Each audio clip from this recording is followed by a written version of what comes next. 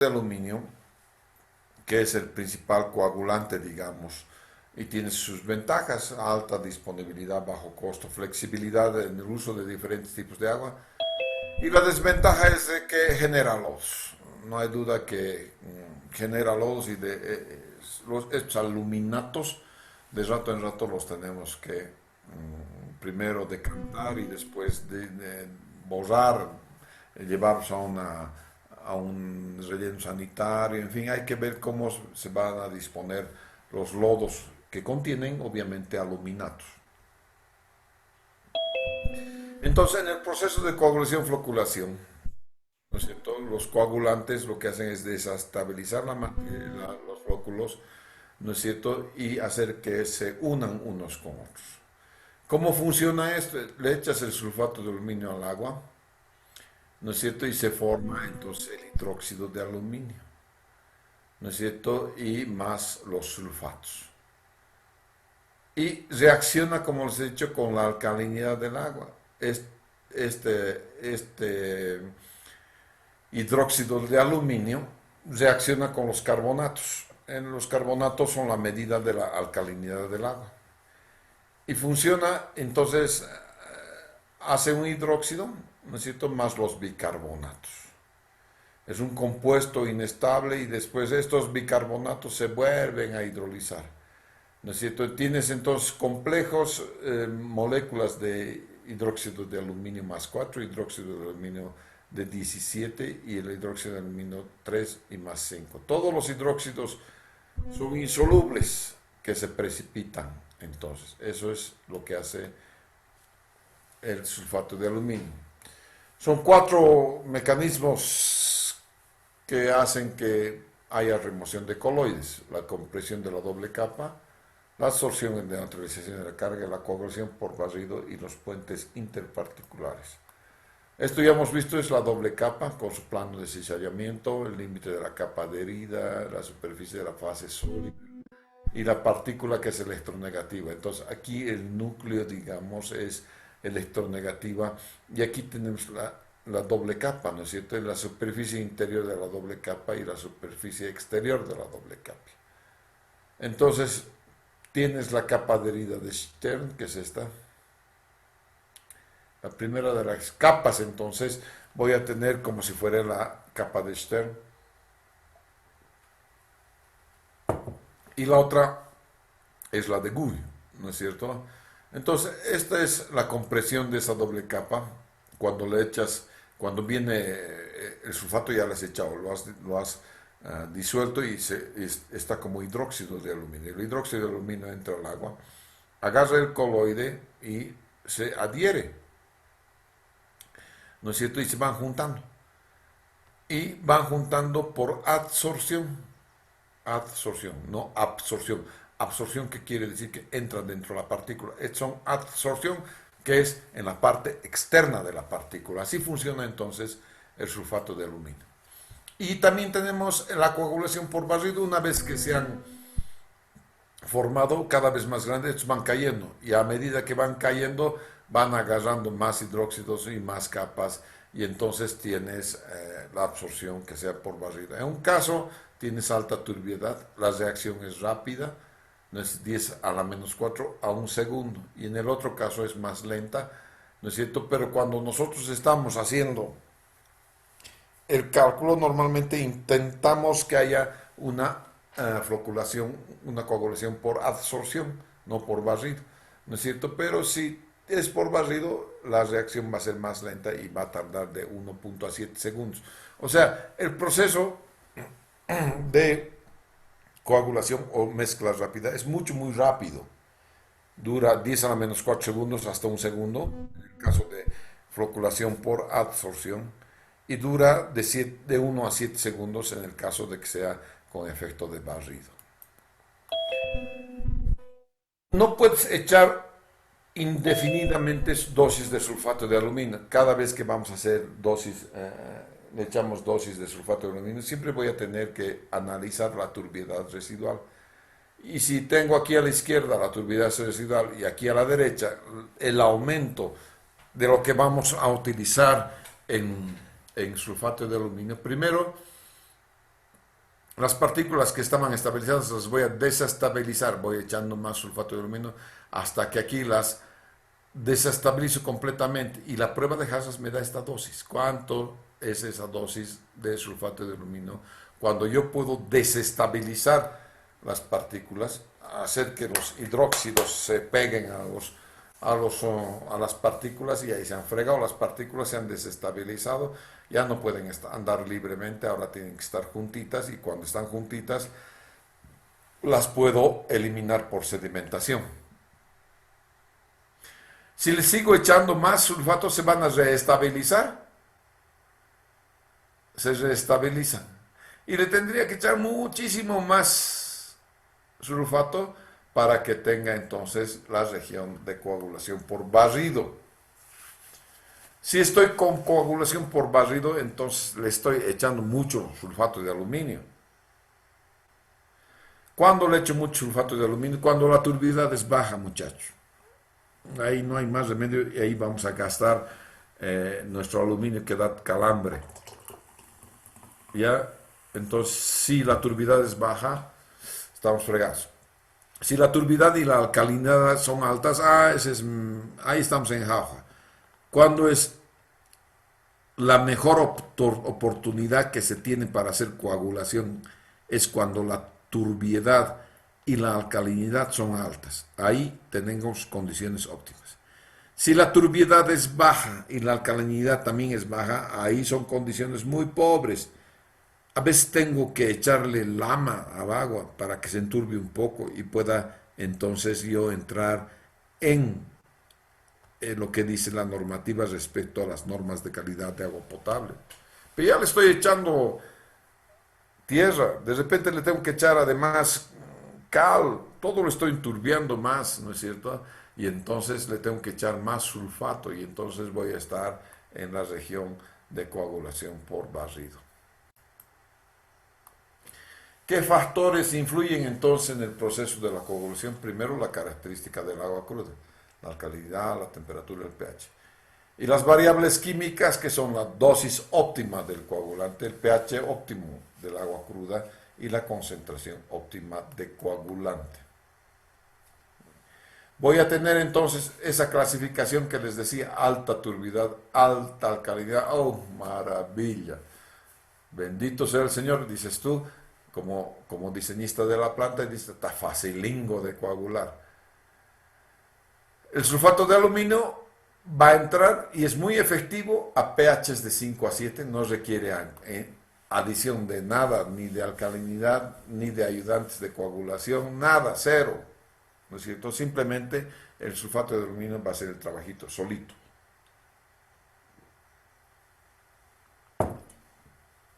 Tipo 1, alta turbidez, baja alcalinidad. Debo aumentar alcalinidad. Pero si le aumento, puede necesitar adicionar alcalinidad. Si estoy en el rango ácido y le he hecho hidróxido de calcio, voy a subir. Entonces es posible y hay que ver en qué rango de pH estoy. Siempre voy a intentar que para que el sulfato de aluminio trabaje, estar en el rango de 5.7. Tipo 3, baja turbidez, alta alcalinidad. Si es baja la turbidez, tengo que hacer dosis de barrido. Y entonces voy a tener gran gasto, consumo de sulfato de aluminio. Y puedo necesitar además la ayuda de un ayudante de coagulación. ¿No es cierto? Un polímero le voy a tener que echar para que pueda agregar peso al flóculo y sedimentar. Tipo 4, baja turbidez, baja alcalinidad, mortal. El agua aquí, ay Dios, no se puede, estoy fuera de norma, pero con un poquito estoy fuera de norma. No entra, digamos, al rango de potabilización porque se ha pasado un poquito de turbiedad, ¿no es cierto?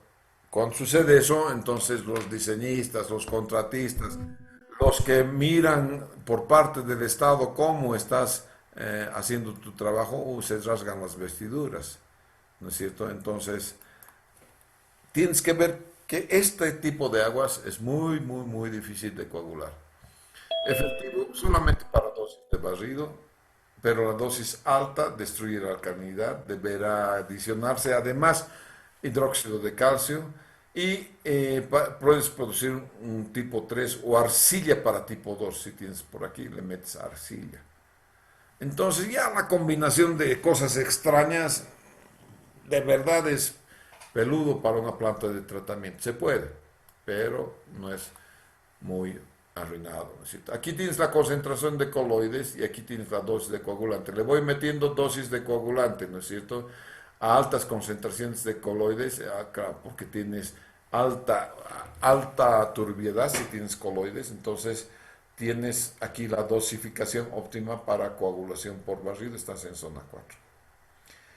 Aquí en esta zona se produce coagulación y en esta zona no coagulación. Toda esta parte es no coagulación. Todo lo que está rayado es la zona de coagulación. Entonces hay que tener en cuenta también entonces la concentración de los coloides. Si es muy baja la concentración de los coloides, ¿no es cierto? Muy baja la turbiedad, entonces ahí vamos a tener que ver cómo volvemos a reenturbiar las aguas. Y eso tiene sus bemoles.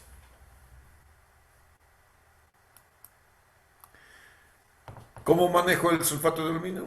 Recepción puede ser cuando es líquido ya, te venden en pipa de acero inoxidable. Aquí traemos en bolsas, ya en bolsas vamos a traer. La transferencia es a una cosa que tenga bolsa, ya. Nosotros manejamos para casi 3 meses de sulfato de aluminio, ya. Entonces no es, vamos a ver aquí, ya. Bueno, en la preparación de la dosificación hay que tener sistemas capaces de homogeneizar la solución. El tiempo de retención 10 a 15 para el sólido, agua caliente para disolver rápidamente, el volumen del tanque adecuado para preparar la solución a una concentración óptima. Normalmente las concentraciones son de 1 al 2% nomás, ¿ya?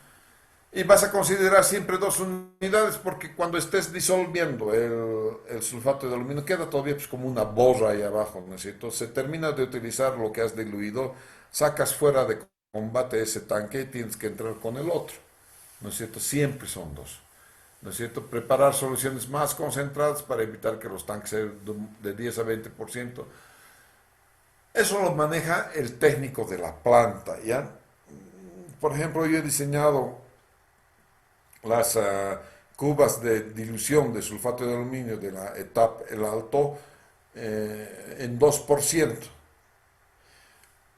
Si el operador quiere hacerlo más chiquitito todavía, tendría que utilizar manejos de, qué sé yo, de 10% a 20%, como les decía yo, máximo al 2%, no, al 2% hecho. ¿Ya?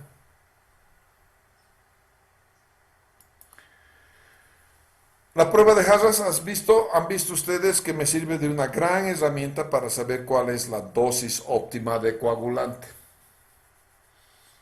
Pero puedo hacer a través de comparación de coagulantes, comparación de todo puedo hacer. Lo que es mejor, optimizo los puntos de alimentación de los.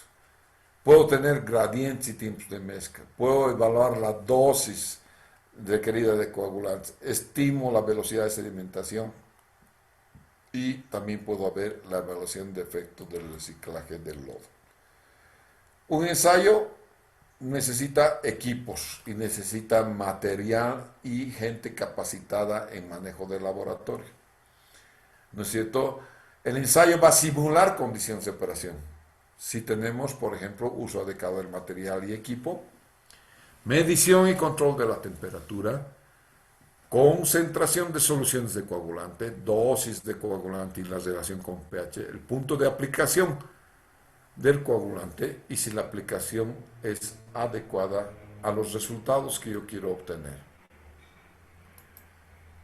Bien, estos ya son productos y eso es ya propaganda, ¿no? Y me interesaba el resto de estas diapositivas. Vamos a tener entonces diferentes formas de tener paletas. Me han mandado hace poquitito, me han mandado un segundito.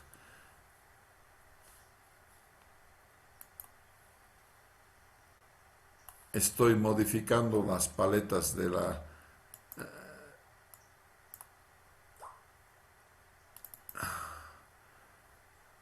estas batallas.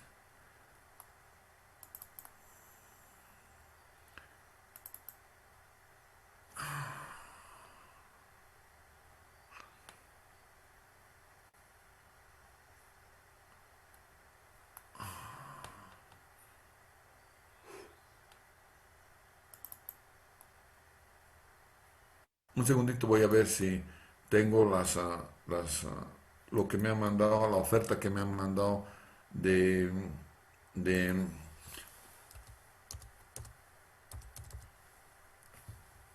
de paletas, de este tipo de paletas, para que vean cómo son las paletas en realidad, ¿ya?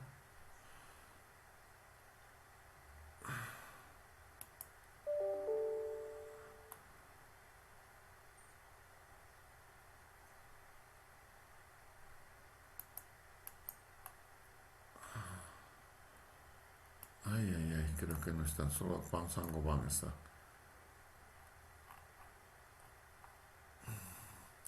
Sí. Ujú.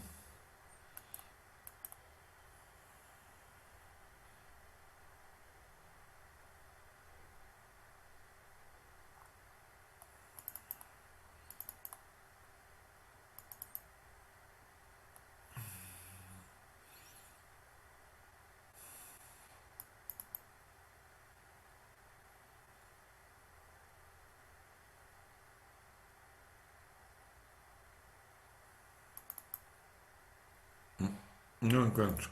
Qué pena, muchachos. Pero hay diferentes paletas, diferentes cosas que se deben utilizar cuando, cuando estoy queriendo hacer una adecuada mezcla rápida.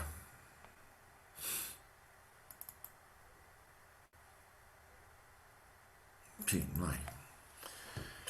Estas paletas normalmente vienen como una turbina, aquí como una blade.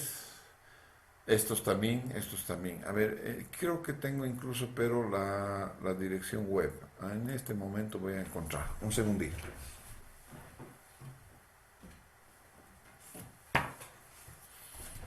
Ok.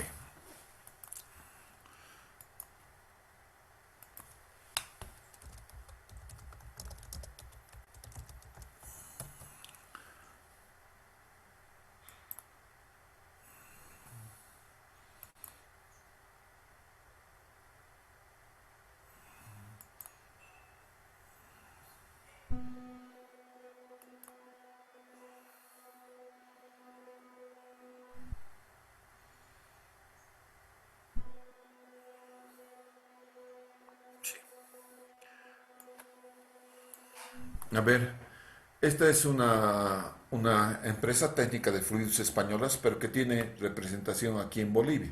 En La Paz, en Cochabamba también tiene. Tiene varias cosas, ¿no es cierto? Bombas de todo tipo, ¿no es cierto? Y bombas dosificadoras. Son los dosificadores. Y yo estoy queriendo poner en la planta de tratamiento dosificadores ah, del tipo, no está acá.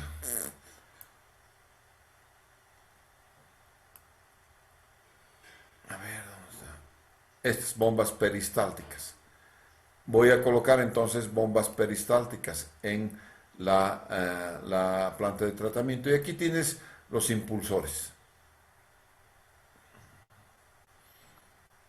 Estos son los impulsores. Fíjate, mira cómo están los impulsores, ¿no es cierto? Como de diámetros, en fin, todas esas cosas. Entonces, de tipo disco, tienes un impulsor Nebula, tienes varios impulsores. Me han mandado una serie de impulsores que se pueden utilizar con discos y con impulsores de este otro tipo, ¿ya? Y tienes además un montón, ¿no? De impulsores, son válvulas, perdón, sí, son válvulas. Este mezclador es el que están patrocinando básicamente estas personas.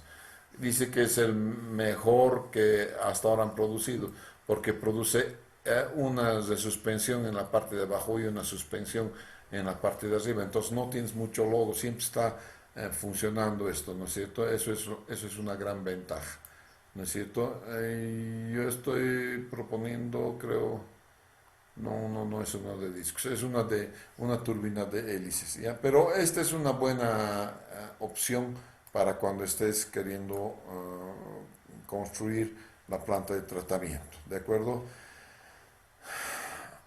De esa manera entonces se calcula muy fácilmente. El lunes voy a hacer un ejercicio para el cálculo de los floculadores mecánicos, que es muy sencillo el manejo de los floculadores mecánicos. El día martes vamos a tener, digamos, la revisión de lo que era los reactores, y el día sábado tendríamos un examen, por favor, ¿ya? El día sábado vamos a tener el examen de ya esta parte que son los mezcladores. Bien, señores, eso es todo por hoy. Les agradezco mucho la atención. Inge, perdón, ¿me escucha? Marisabel. Inge, una consultita acerca de la parte de prueba de jarras. Eh, en un momento menciona que tenemos una alcalinidad muy buena y que por esa razón no era necesario echar la lechada de cal. ¿Cuánto sería muy buena? O sea, hay un rango en la que podemos decir en una prueba de jarras que estamos o sea, en un dato correcto, algo así, de donde partir. Cada O, agua es particular. No hay por eso dos plantas de tratamiento igualitas en el mundo. y Para como, cada agua hay su prueba de Haas. ¿Qué te da cuál es mejor, cuál es menor? La menor turbidez que encuentras en la prueba de Haas. Tú vas haciendo prueba y error. Por eso es que en la que les he mostrado, a pesar de tener una muy buena alcalinidad, he hecho una prueba además adicionándole hidróxido de sodio, hidróxido de calcio. Y ha resultado peor que sin adicionar. Entonces tú tomas la decisión de no introducir hidróxido de cal, ¿de acuerdo? O la lechada de cal. Entonces, ¿qué te da, qué te da la capacidad de usar o no alcalinizantes o ayudantes de coagulación? La prueba de Harris. ¿Ya? ay, ay, está bien, gracias. Y otra consultita más. Eh, ¿Existe algún margen de error en cuando hacemos la prueba de jarras? Bueno, sí existe. Existe Ah, entre la prueba de jarras, entre la prueba piloto y hacer ya la planta. ¿Cuánto sería este margen de error? ¿Cuánto existe? Porque nosotros hallamos la dosis óptima que era 70, pero eso es en la prueba de jarras. ¿Cuánto sería un margen de error? en realidad no te olvides que en laboratorio tienes flujo batch. Y en la planta de tratamiento no, el agua está corriendo, ¿no es cierto? Sí, lo que tú puedes tener en flujo batch es la preparación del sulfato de aluminio, de hecho lo haces en flujo batch. Pero cuando le echas agua al agua, entonces hay una diferencia. Y tú lo que tienes que ver es en el floculador, en el propio floculador, agarras, hay un palito con un vasito transparente, sacas muestra y ves el índice de Willcomb. Si el índice de Willcomb se asemeja a lo que tú has hecho en el laboratorio, ahí te quedas tranquilo. Si no, entonces empiezas a variar un poquito más arriba, un poquito más abajo la dosis de sulfato de aluminio. Por ejemplo, cuando yo estaba en la planta, se estaba haciendo una nata medio café en el floculador, y yo les digo a los operadores, están echando demasiado sulfato de aluminio. Por eso es que se está formando la nata. Entonces, eso ya es tu experiencia, ¿sí? Cuando vas a ver, pero es un buen principio utilizar la prueba de Harras para el diseño. Después, en la operación mismo, tú vas a calibrar la planta de tratamiento. Entonces, cada vez que se diseña una planta y se construye una planta de tratamiento, jamás de los jamases se le dice al contratista, has construido, andate. No, no, no, papito, te quedas como unos 6 meses a operar la planta de tratamiento. ¿Ya? Para precisamente hallar estas dosis óptimas cuando no es agua corriente, no cuando es flujo batch, ¿ya?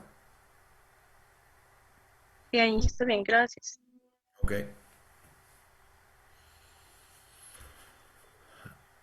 Bien, señores, nos vemos el lunes entonces. Hasta luego, Inge. Luego, Inge.